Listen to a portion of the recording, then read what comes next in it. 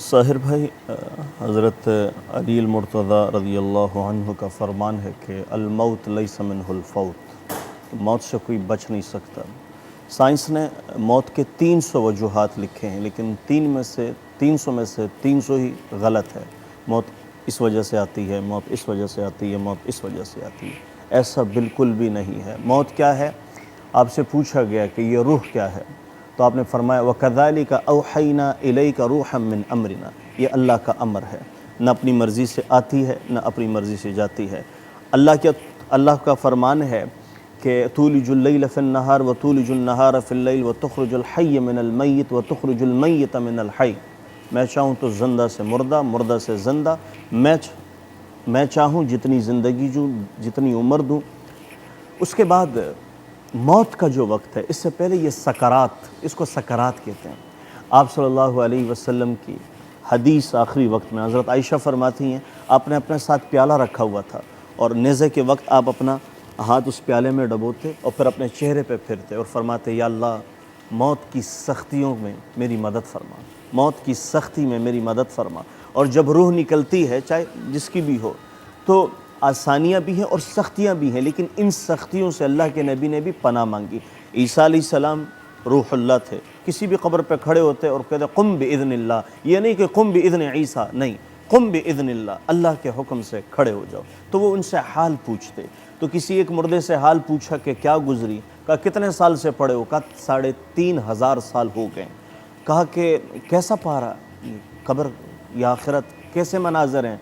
कहा कि सब कुछ अपनी जगह, लेकिन मौत की तलखी अभी भी मेरे हलक में अटकी हुई है। अल्लाह, मौत की तलखी जब रूह निकलती है और जब ये नाखून से शुरू होती है, यूं नाखून से, और यहाँ से फिर वो हाथ ढीले हो जाते हैं, फिर इंसान ऐसा होता है जैसे कभी आया ना था। हसन बसरी फरमाते हैं, जीते ऐसे हैं जैसे कभी मरना नहीं, मरे ऐसे जैसे कभी जिए नहीं।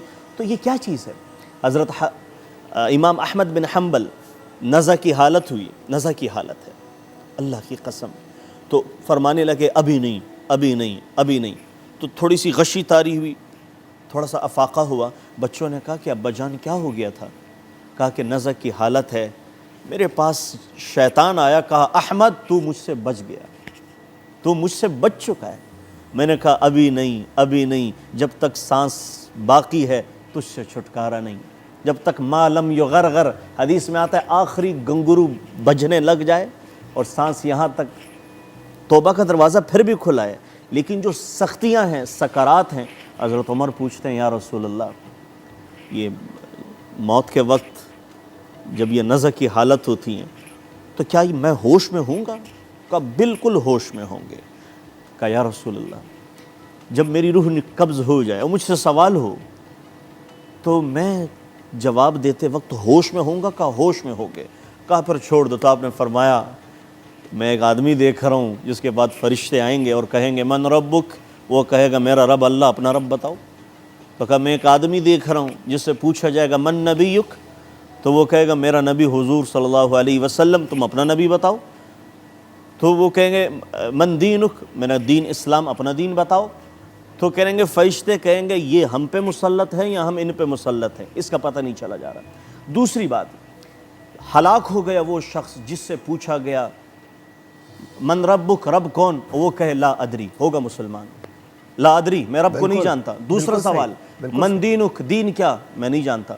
नबी की तस्वीर दिखाई जाएगी, कौन, ये कौन है, ला अदरी, मैं नहीं जानता। हलाक हो गया वो शख्स जिसने ये अल्फाज कहे, तो नाकामी शुरू हुई कि नहीं? क़यामत तो बाद की चीज़ है, यहीं से क़यामत शुरू। इसीलिए तो कहा इस कब्र को ढेर न समझो मट्टी का, ये जन्नत का बाग है या जहन्नुम का गड़ा है। ये मौत के सकरात जब इंसान पर तारी होते हैं, कहा प्यास इस शिद्दत की होती हैं, सातों समंदर पी जाएं, प्यास फिर भी नहीं बुझती। बिल्कुल ठीक कह रहे हैं, बिल्कुल ठीक कह रहे हैं।